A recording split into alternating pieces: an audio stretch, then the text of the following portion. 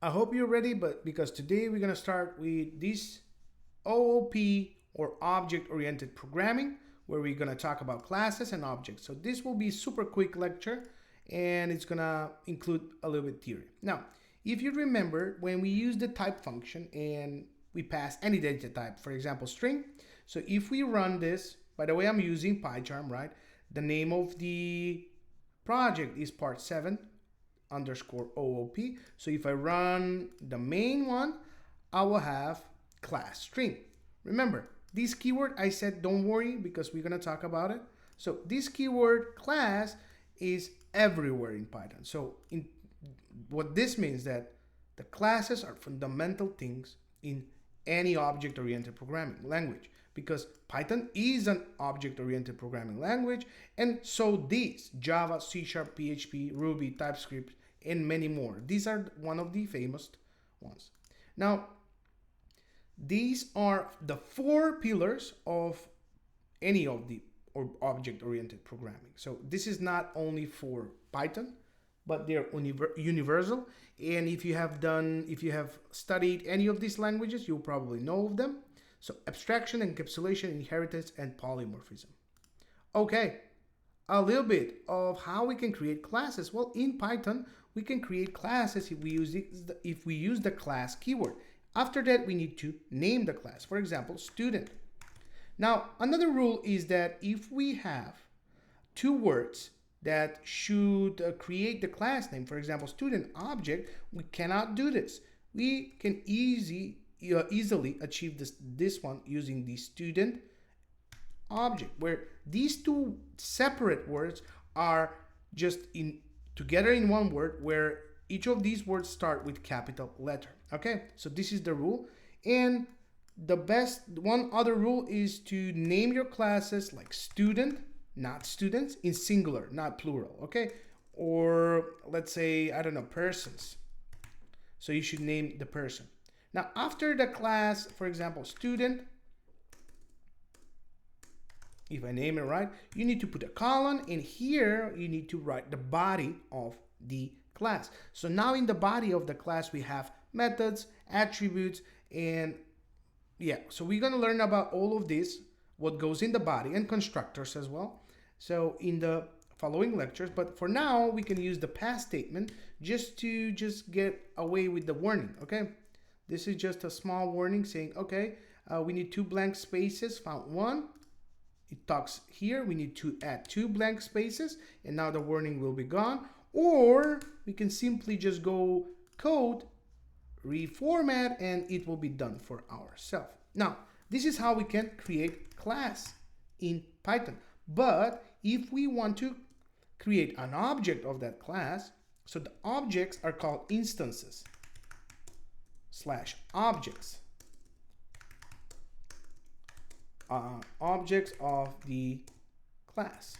Now, how are we going to create an object? For example, let's name this object student. OBJ stands for object. You can name it whatever you want, and then we need to call the class with these brackets here. If I can name it, I don't know what's happening. It's dark here. So student, like that. And don't forget these brackets. Now, if we just print the student object and run it, I will have don't worry about this main here keyword, just focus on where this is the object that lives at this memory location. And congratulations. Now, the definition, what class in Python is, the class is a blueprint or template that allows us to create objects. And why we need classes and objects is to save time and code and to not do the code repetition. For example, we can write here a piece of code with methods. Methods in the classes are known as functions. So there's no difference between methods and functions because these methods are functions but belong to the student class, okay? And now all of these methods, all of these attributes in properties we're gonna write here in the student class can be accessed by their different objects because one class can have one or many objects. So we save time, we save effort and memory just to rewrite the code, because the objects can use everything the class that this class owns. And we will see that in the next lecture. Okay, now in this lecture, we are going to talk about constructors, attributes, and methods. It's all part of the classes, it's nothing new. So let's create a new file called lecture2.py, and I'm using PyCharm, by the way, right? And we're gonna talk about these things: constructor, attributes, and methods. So I'm gonna create a class called person, and don't worry if you don't understand this initially, but I will explain everything. So I'm gonna create a special function called init. So define init and then self. Look, it gives me self as the first parameter. I'm here gonna put the name, and I'm gonna say self.name. I'm gonna set the name to whatever value we have here. Great. Now this is known as constructor, just like, and let's add a method here. And in this method, I'm going to say, okay, let's this method to be message. So define message, where I'm going to display all of the information I have here. I have set in the constructor. For example, I'm going to use the print statement, or let's use the print statement for now. I'm going to use formatted strings, and inside I'm going to say, okay, now I'm going to use the self dot. By the way, this should be like this, right? Not the F in the inside the quotes. So self dot name. Okay. Now there you go. I have this wiggly line because I can code, reformat code, and everything will be set up. Now, good. So how are we gonna create an instance? Well, let's create an instance or object of the person class, and let's say person1 or obj1, and that person class will be person, like this. Okay, cool. Now what's happening here? If I try to run this, let's run it, and by the way, you need to select lecture 2. I will have a type error saying, okay, the person in it, this one, missing the required positional argument name. But how does it know? Well, when we create an instance of the class, the first things in the background will happen is the constructor function will be called, and this is called constructor function, or a special Dunder function or magic function. So this is to construct, to create this person object, and because it requires one parameter, don't worry about this one for now, it requires this parameter, we need to pass it here. So I'm saying JSON. Yeah, now if I run it again, I will not have any problems. If I do print person object, I will not have any problems. It will give me the location to that object. Okay, I'm just gonna comment this one out. We don't need it.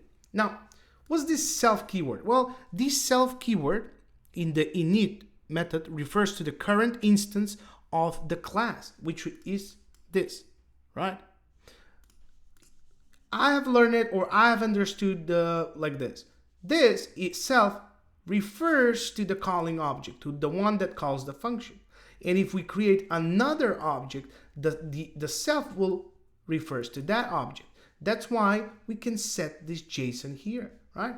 Now, because this object is already been set, the constructor is called. Now, let me just show you here. These are called attributes.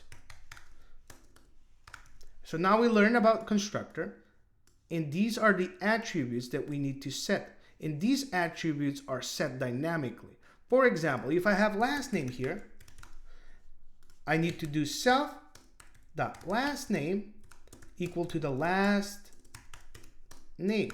Now, I need to add the last name here. For example, Jason, Momoa. I have no idea. So if I hit the run, I will not have any errors. So these Jason and Momoa are passed here, and they are set as the values using the self keyword, which references to the current object. How cool is this, right? Now the self keyword is in different color, but it can be any name. But 99% you need to stick with this self. Trust me. What about this here? Well, the objects we instantiate from the class, they have access to this attributes, and they have access to the methods. Now, the attributes are coming from when we create the person object from this list or attribute list. But the methods, we can access them again through the person object. Let's first learn how to access the attributes. Now here, access the attributes. So we're going to access the attributes using the dot notation. So I'm going to say print person object.name. Look, I have access to the name and I have access to the last name. Let's see if we're going to get some result. There you go. Now, if I create another object with a different names, obviously too, and this one will be, I don't know, James Bond. And if I do, let's copy this one here again. If I do just change this to 2, I should get James Bond, right? So as you can see, the self attribute is associated with the object that it calls, with the current object. How cool is this? Now, if we want to access the methods, because whatever we have in the class, it can be accessed through the objects or instances. So let's use this person too. And by the way, we have the print there, so we just can do this. And the methods are with this curly brackets. Doesn't require any other arguments except the self, so we can call it straight like this, and it should say my name is, let's change it a little bit, right, my name is, and we can add also the whatever we have in the constructor. So we have the last self dot last name. Now if we run it, it will be James Bond. How cool is this? If we do the same thing for the person object 1, I will have Jason Momoa, right? Here it is, Jason Momoa. Now the next one is James Bond. Now, why they're called methods when we are using the define, the entire same syntax that we have used for the functions? Well, these functions are called methods because they belong to person class, and the person class can access them and also their instances. No one else. They don't belong to the global scope here. The other functions that we defined before, so they belong to the global scope and then can be used and reused in that global scope. But this one can be used by the person class and the instances of that class. Now let's add another one because this init now gets bigger, so we can get age here. Let's set self dot age equal to age, and here we can say and my age is, don't forget to close, and let's close this one part now, self dot age, but don't forget to pass that age here. Let's say 40, and let's here James Bond, let's say 50, and now if we run it, we will have the age as well, and that is coming from the objects. I hope now you understand how the constructor, attributes, and methods, they're working to achieve this. So I can have as many methods, as many objects as I want to access all of this. And this is a simple, it can be much more complex than this, believe me.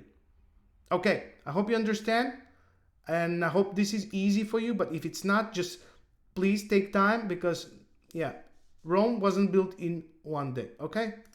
So reformat, don't forget, so you can get away with this warning. I have some warnings here. Let's see. Yeah, PEP 8, new line, whatever. Okay, so whatever the warnings are or the problems, you can pick there and say, okay, I need to fix this. 2 black lines after the class definition, found 1. I think I reformatted the code, but why didn't fix it? Code. reformat. There you go. Now it's better. Nice. Okay. Found typo. Mamoa. Yeah. Doesn't matter. Give me any name. Okay. See you in the next lecture. Let's talk about class object attribute. So what I'm going to do, I'm just going to copy the entire thing. Just going to close it. I'm going to open and create new lecture 3.py. And in this lecture, we are going to talk about the class object attribute or attribute, because you can create many. Now, what's this attribute so special than this? Well, this attribute can be created here. And let's say is person equal true. Now, as you can see, I've created this one outside of the constructor, and it's called class object attribute. Now, this object is going to be with static value. This value will not be changed. And what this is so special compared to this one? Well, this object attribute can be used, by the class itself or accessed by the class itself in the instances. You want to see how that is possible? Now, instead of here printing, I'm just going to use a return, because printing is not a good way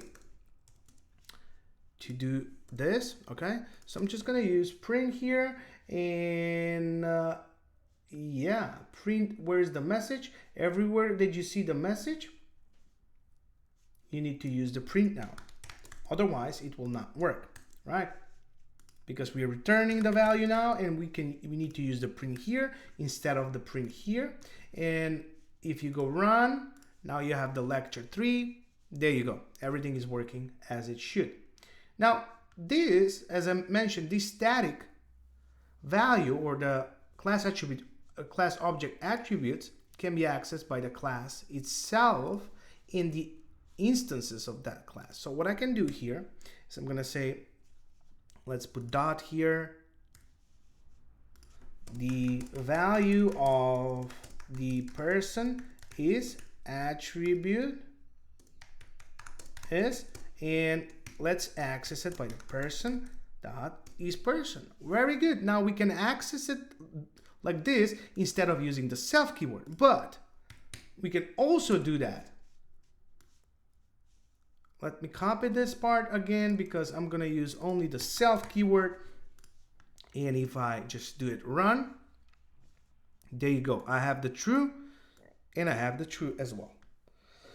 So this is the class object attributes. So these are the ones that they will not change. They're static. They can be accessed directly by the class itself or the instances of that class using the self keyword, right? So it's not like the other attributes that we need to define in a constructor, but we can just create it here and initialize it to some value. And that's everything that you should know about these class object attributes. In the next lecture, we're going to talk about a little bit more about the init or the constructor. I have explained what it does, because it's going to be called every time an instance of the person class is created.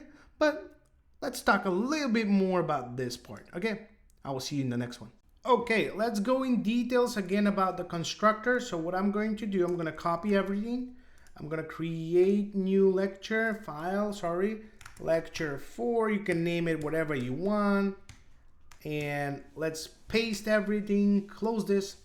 Now I'm going to just delete this part. Well, I'm not going to delete it, but I'm going to just remove this part, right? Together with this slash here. Okay, now I'm going to clean a couple of things, right? Because we don't need everything from here. Okay, and yeah, good. Now it's a little bit cleaner. So let's talk about this constructor here.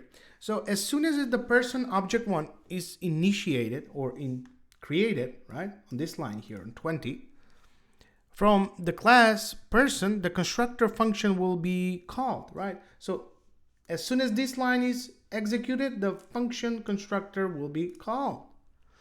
Well, the constructor job is to construct a new object, right? And the constructor first parameter is the self keyword. The self keyword, as you can see here in the constructor, it have a different color than the rest of the arguments here, parameters, sorry, right? So when I started learning Python, I understood that the self keyword is just a reference to the object, to the calling object, and that each object is unique and it have its own self keyword. So each object we create is unique, and therefore the self keyword must be unique for that object. So the self keyword belong only to that object, right? So that's pretty much it. You should know. Now next, the constructor like this is very simple, but it can do a lot more things. For example, let's create a new object. Let's allow the objects that we're creating here to meet certain conditions, like the age limit, right? So for example, let's add a condition in the constructor that will check the age before we are able to create this object. So I'm gonna just use a simple if statement. So I'm gonna say here, if age is bigger or equal to 18, you can put at whatever age you want there, right? And now we need to indent this one a little bit. So I use the tab, right? Good.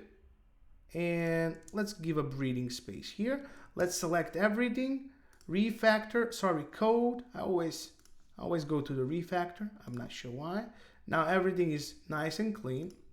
And if I run, let's run it and select lecture 4, I will not have any problems. But let's do this, change it back to 17 and 16 and run it again. And then I will have attribute error saying person object has no attribute name, because this doesn't allow this object to, doesn't allow the constructor to create this, right? So as you can see that the constructor is very powerful. We can just limit what objects we can create. Okay, so if we just go back to 18 here, if I run it again, I will have for the person object 2, and if we change it to 20, then everything will be nice and good. So you know how the constructor is working, and that's pretty much it.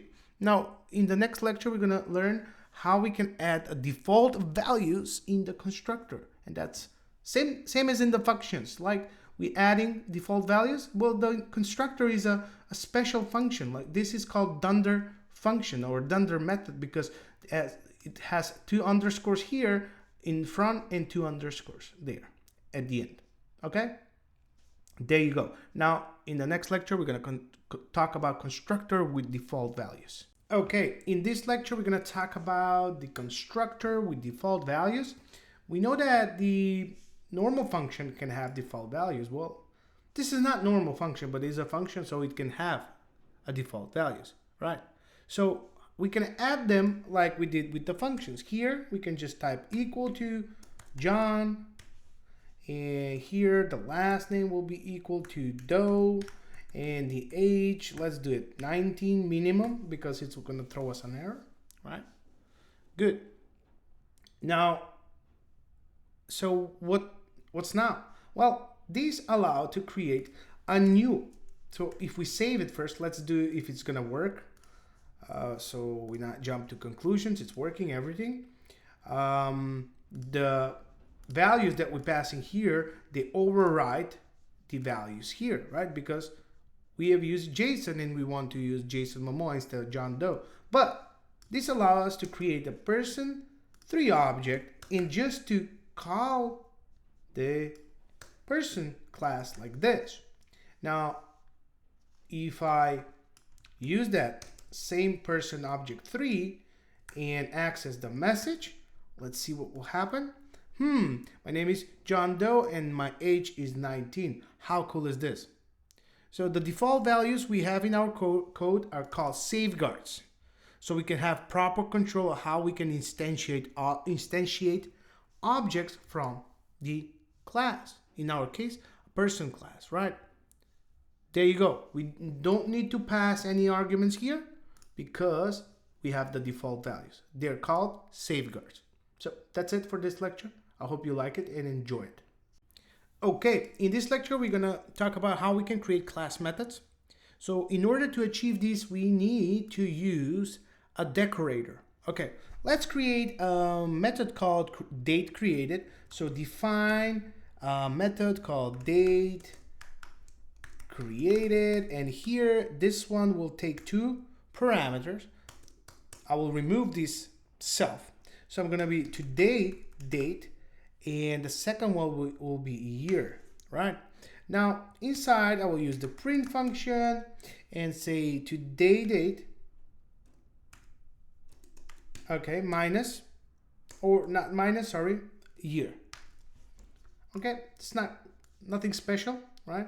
Let me just use the code, reformat, so it will look a little bit more natural. Now, as we can see, this is like a normal method. So in order this to be class method, to belong to the class person, what we can do, we need to use the decorator in front. And this is called class method decorator. Nice. So we need to use the class method decorator before this one. So this is the key syntax if we want to create class methods. So can this method Can this method now be accessed by the objects of the person class, right?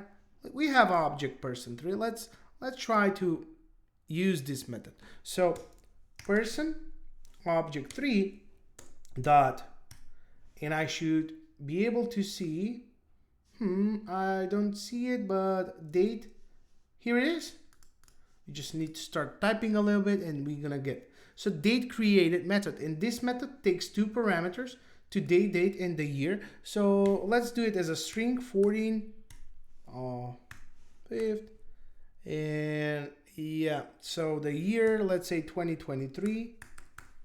Good.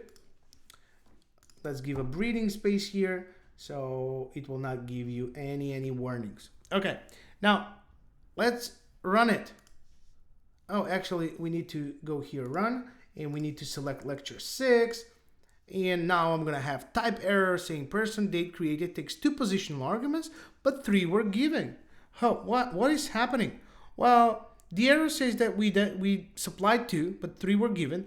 So if you remember that this method here had the self keyword, but because this is a class method, doesn't require to have the self keyword. So we don't have self keyword, but we have a keyword that belongs to the class. So we need to tie this method to the class using a keyword like CSL.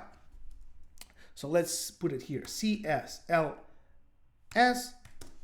stands for class, and today date, year. Good. Now the object can call this method. Let's run it again. Okay, I'm printing the same value back. Cool. Right? So why we need this kind of method when the object can access it just like this one, right? So the object person3 can access this method. Well, this kind of method belongs to a class in itself, and we are not required to instantiate the class in order to use. So we don't need methods. We don't need objects to use this method, right? So what we can do, we can call the person class and call this method date created right away. In here, let's pass 11 of 11, 2023, right? Or 12, doesn't matter. And if we run it, there you go. Now we're gonna have the same output, but this time we don't need the object. We can just call it by the class itself, right? So these types of methods are very rare in Python, but it's a very good idea to know them. So let's summarize why we need this. Let me just write here, call the class method directly from the class itself. Good. So let's summarize what we have learned about the class method, right? So the class method is bound to the class, not to the object. The class method has access to the class state. Now we can use all of these attributes and just manipulate them here, right?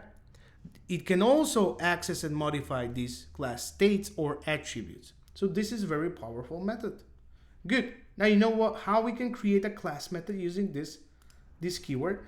And instead of self, we need to use another keyword called CLS, right?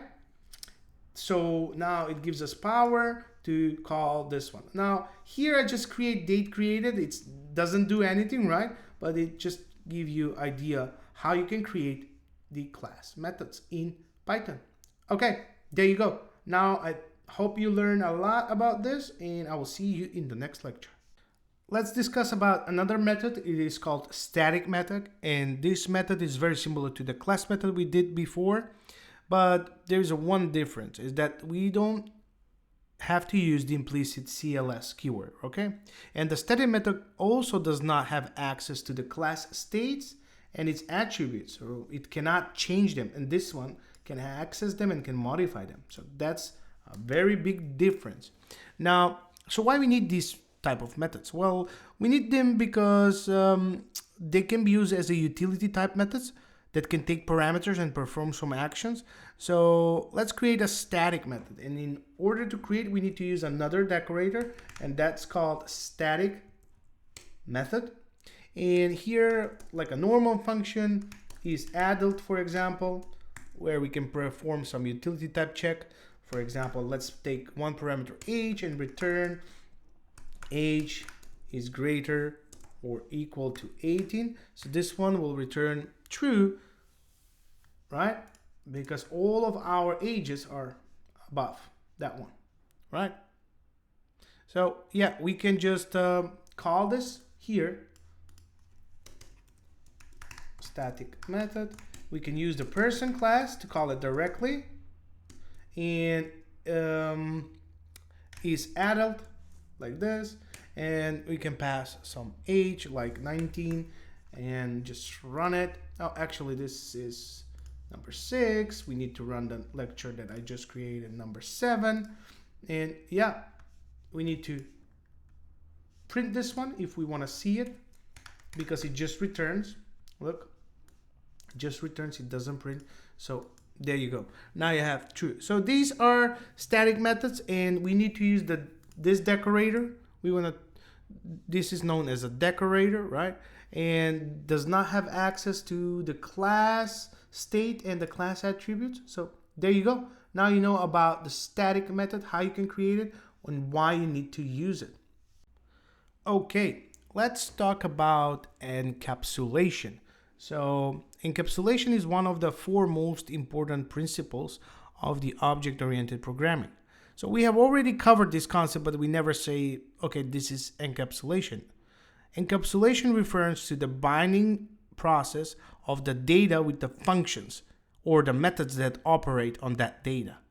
The data will be the attributes and the functions, and the data will be actually the attributes, and the functions will be the methods, right? So that's the general definition. So in our example, let me just show you here. I have a screenshot I have from my book here. So in this example, we have class called person that encapsulates the data, and the data will be the attributes like the name, age, and this is bind to the functions or the methods that manipulate that data. So the entire class is one entire box that encapsulates the attributes, which will be the data, with the methods that manipulate that data. So I hope you understand how this encapsulation works. So it closes down everything into one particular box. Okay, so that's pretty much it about the encapsulation. Another important pillar is the abstraction. So this is the second most important principle that you should know. In other words, the abstraction means we are hiding the internal implementation of the methods from the outside users by only providing them access to a limited data and some output, right? So let's go back to a lecture 7, for example, and let's look at this method here, message, right? And if we just look at this here, I'm just going to copy one here, like that one. Okay, you can see it by the way. So the person object 3 can access the message, right? So this outside object doesn't know how the message method is implemented in the class person. So that information is hidden from the object, but the objects will get the output, the necessary output. So that's the essential data that this message will provide, this method will provide back. So this object does not know what is going on here, how this method is implemented, how it's getting the information. This method, it only returns an information, a data back, right? So the person object 3 doesn't know what the green function does, and only gets the output with some data. So that is called the abstraction. We are hiding that information from outside users, right? And that's why it's so powerful, this pillar, and you should understand it like this. Okay, so there you go. Now we are going to cover 2 more pillars, but first thing first, we need to talk about what is Python private versus public variables. Okay, now it's the time to discuss what's the difference between private and public variables in Python. So let's check this code. I've just cleaned up the code from lecture 7 and I've created lecture 10, right? And I have just instantiate one object, and just if we run it, we will get this output. Nothing special. We all know about this, right? Now, so let's do something very interesting. We know that we can access the method like this with the dot notation, but we can also access the, let me just check here something. We can also access the attributes as well. Now, if I do person object 1 dot last name and change it from Mamoa to born, right? JSON born, like that. And if I call this print method again, message, let's see what will be the output. So my name is, this one is coming from the first, but this is coming from this. Now, you didn't expect to objects of the person class to be able to change the value of the last name attribute. That's totally opposite of what we have learned with the second pillar called abstraction, because this principle says we should not be able to access and modify the data, but to get the data back. So the object should only get the data, but they should not know what's happening in the background, right?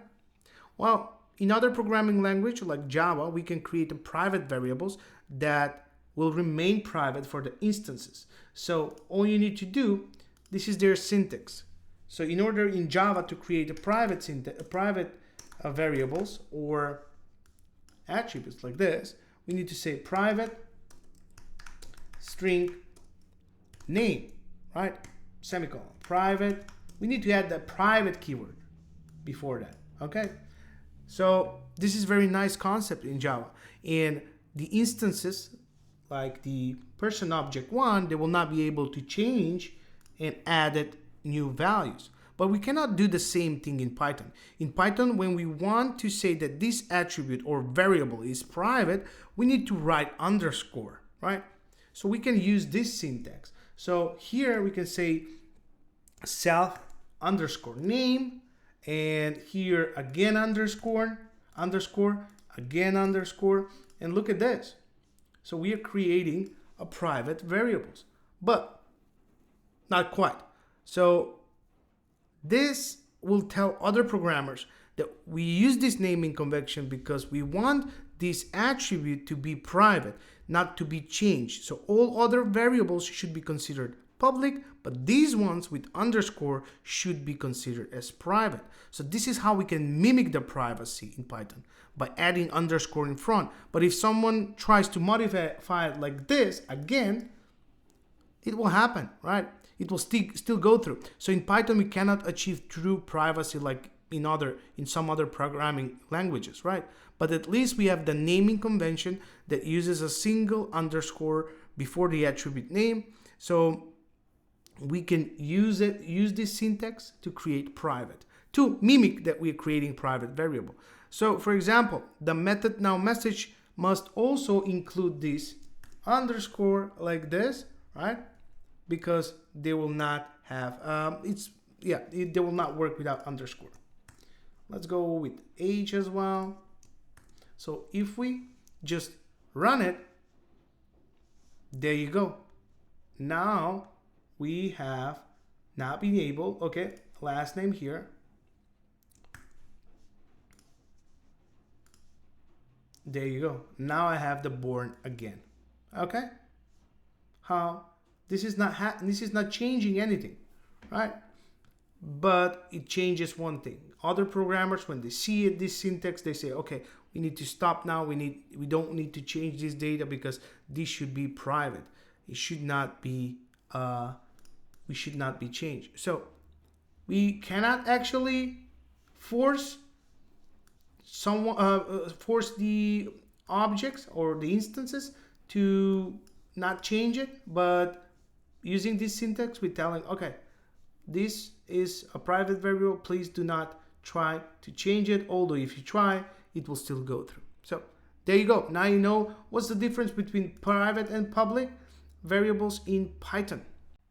Okay, in this lecture, we're going to talk about inheritance. Why it's super important for any OOP or object-oriented language, right? So inheritance. The inheritance allows us to create a class that will inherit methods and properties from another class. So far we have worked with the person class, right? I've cleaned it a little bit, this person class. And I want to create another student class. But the student class, if you think about it, the student is everything a person is, right? It has the name, last name, and age. So the student class can have, again, different attributes, but we don't need to start from scratch. And that's why we can use the inheritance. So the student class can inherit from a person class. Now the student class will become a child class or derived class, and the person class will be the parent class. So the parent, will give the methods and attributes to the child class, which will be the student. For example, it's same with us. I have parents, like all of you, right? So I inherit a lot of things from my parents, but I'm not the copy of my parents. I have my own traits. I have my own things that define me as a unique person. So same here. We can inherit it from the person class, and we can add in this student class whatever attributes we want, whatever methods we want. But the thing is that these attributes and methods that are defined in the student class will be unique for that class, and the person class will not be able to access. So let's stop. Let's create this class student. And how we are going to define the inheritance? Well, we need to pass in the brackets the person class, then a column here. And for now, I'm not going to create any body because it's enough. Good. So pass. Perfect. Now I've created the inheritance, right? Student class. Now, this allows me to create a student object 1 and call the student class, right? Like this. And pass inside Rick no last name, or last name, just last name should go here, and the age should be 30, like this. Okay? Now, what is happening here? Well, the student, as it is, can use the constructor that we have here from the parent and set the name, last name, and the age, right? So if I do print student object dot message, I can use the message as well, because as I mentioned, the student class is a derived class from a person class. Everything the person have, it can be accessed by the student class now, right? So let's check this out. Here you go. There you go. My name is Rick. My last name is, let's put my last name. I didn't want it because you say, okay, I'm using my name, my credentials all the time, but it is what it is. So there you go. Now the student can also access these individual attributes if you want, right? But the student class can have its own methods. We can create here, we can create its own constructor, which will have, for example, date of birth. Let's add it. Or you can add what's particular for a student ID here, right? Now, the thing is that when we create this constructor, we need to also name the parent constructor fields or attributes. So I'm gonna use here the name, and I'm gonna keep the order, last name and age, and the last one will be student ID. But instead of writing this like this, self, or repeating this one here, I can just call the person constructor using the dot and get that init self, then the name, last name, and age. And look at this, now they will change its color. Good. All I need to do is to self and student ID. Did I put a student ID here? Yeah. Self.student ID equal to student ID. How cool is this? Now, if I run it like this, I will have an error because required student ID, and here I didn't put it. So I can put a student ID, and if I run it, everything will be okay. But this method here, it's not, it doesn't show or display the ID because this ID is actually unique to this class, right? So in the next lecture, we will see how we can deal with it. But the person class is the parent class. The student class is the child class. As in every child, it can inherit everything from the person class, but it can add its own things, right? There you go. Now you know why object-oriented inheritance is so important. If this was not possible, I will need to create another class like this. Same everything, just to comma here, just to add the student ID. And that is called a duplication of a code, or we are not avoiding the dry principle, right? Do not repeat yourself, because we are going to repeat ourselves. We're gonna use the same code. We're just gonna change. We are just gonna change a couple of things, but that is called code repetition or duplication, right? There you go. So I hope you understand the importance of the inheritance. Okay, now we're going to talk about method overriding, and this happens when we want to use the same method name, like this one, message, in the child class, but we want the output to be different from the parent class. And because we're using the same method, like this, in the child class, I'm just going to copy, just going to put it here. It's called method overriding, right? We are override this here. So I want in my student, in the student class, the child class, I want to include the ID, right? So we can do that with this method overriding. It's very simple. All I need to do is to include here, I'm just going to create a new line, and I'm going to say my student ID is, and we can just grab self.student ID. And now if I run it, there you go, I have it, right? But look, the person object will access the person method, right? And this is the student object will access the student method, because both of them, they have the same name, and yeah, they're almost identical except the last part.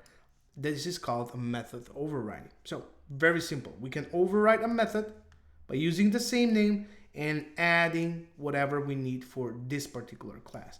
And let's go format, code, reformat, and I hate those wiggly lines. Now everything is okay. Run it again. Perfect. Good. And this is the method overriding. And this is the final lecture for this part. We're going to continue with classes in the next part 8. And I promise you will learn a lot of useful stuff.